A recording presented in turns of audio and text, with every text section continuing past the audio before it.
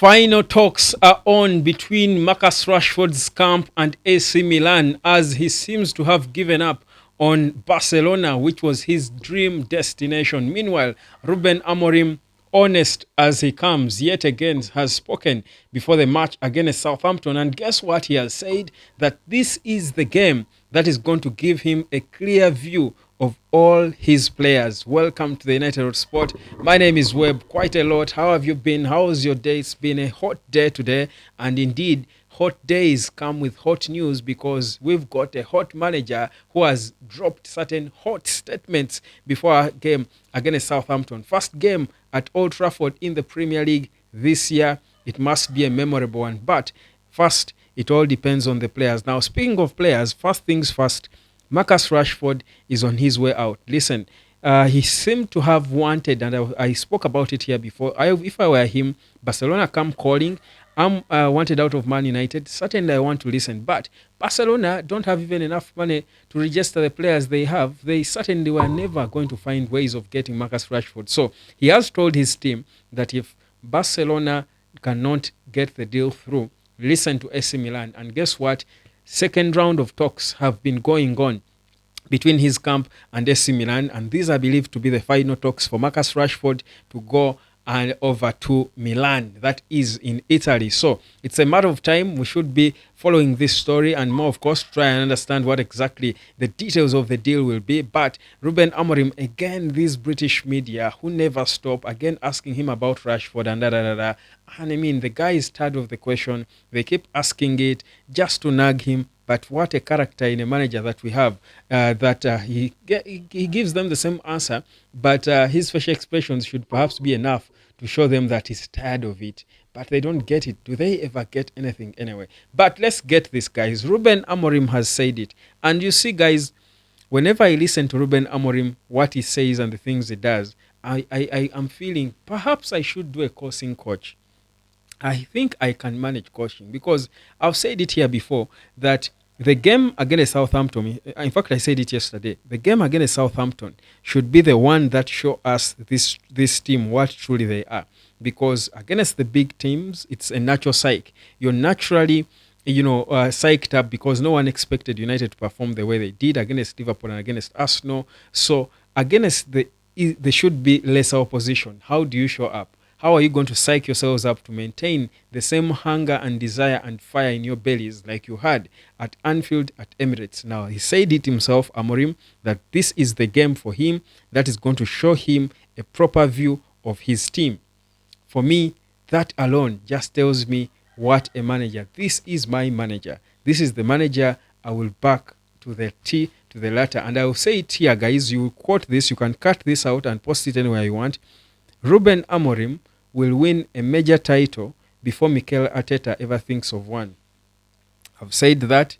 I won't repeat it. Take it to the bank. Let's get it on. So, Amorim has spoken and he has said that, first of all, he knows there is quite a number of things to improve on his team. But for now, the important things they're trying to work on is the attitude of the team and how they do fight. He wants to see this team fighting. That's the one message he's trying to put across, and he will not put it across enough. He keeps mentioning and referring to how you need to fight like mad dogs, like, lions. If you lose the ball, if you're going to win anything in football, you've got to fight. You've got to fight. And you love to see it every day improving in the team. But he's also not blind to the fact that the team has got to improve in terms of their passing, how they keep the ball, how they build up. He said against Nottingham Forest, we played, but we are not converting our chances, so we are not scoring enough goals.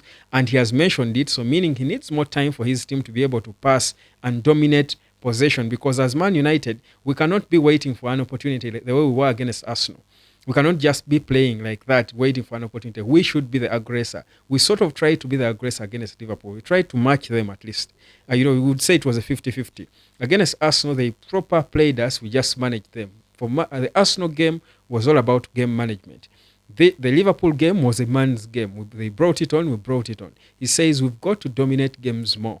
We cannot be on the receiving end. We always have got to be play like the arrogance. We've got to be the bullies. We are Manchester United, have better control. But he admitted that needs time For now, there are other things they can work on as slowly they keep training to improve on the control and the passing, but also how we perform in the final third. Guys, he knows and he sees that we are not clinical enough. We are not perhaps creating as many threatening chances, but most importantly, we are not barring the few chances we create. He says we've got to work on this. And guys, if you've noticed, recent history has it clear that whenever Ruben Amorim has mentioned an issue, he has the confidence to come out and call out the issue we have in the team and give him 1 week, he will work on it.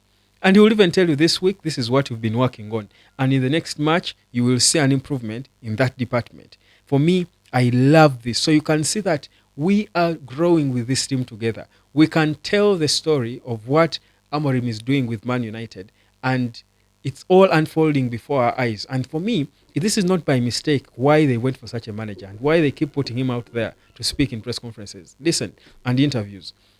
Ineos said one of the most important things that Sir Jim Ratcliffe said when he was taking over Man United. He said transparency is going to be key.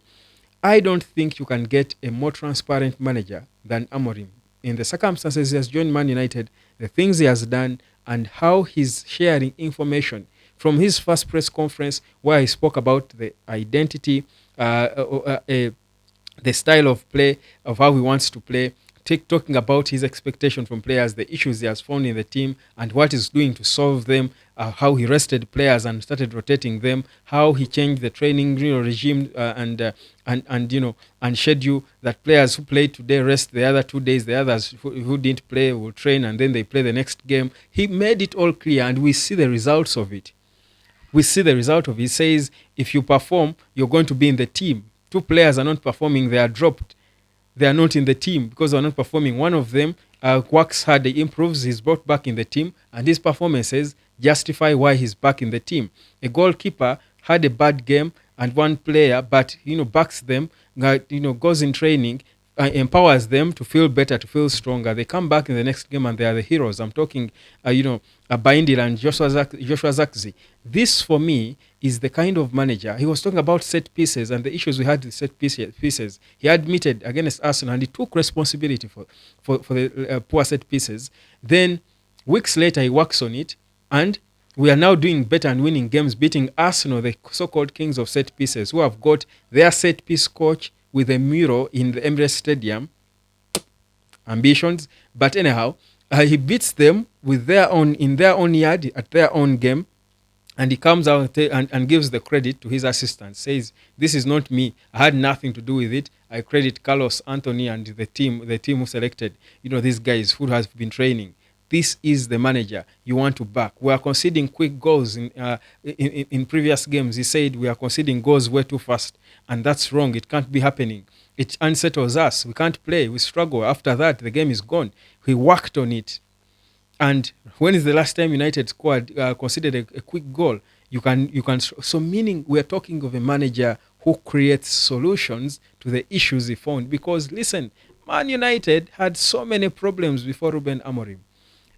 Problems need solutions. He did not come out there with excuses. Amorim did not join Man United with excuses because he has not signed any single player. It's the same team. Probably many of the problems he found because they couldn't all have changed in 2 months, but you can see how he's creating solutions for all the problems in 2 months. How in the world do you even doubt such a manager? I'm now seeing Pep Guardiola trying out his back three system with Brentford. He almost won a game of football playing his back three.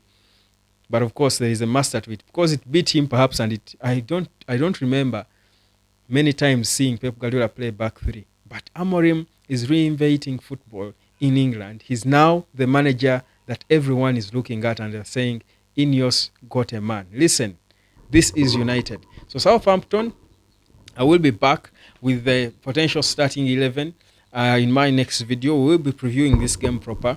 But listen, Southampton is it. It is the final audition. And if we pass this audition, if United come as bullish, as fired, as energized, as hungry with the desire, if they want it, like Amorim expects them to, trust you me, we are pushing for top 4. people will say I'm too excited, I'm carried away. Yes, I am.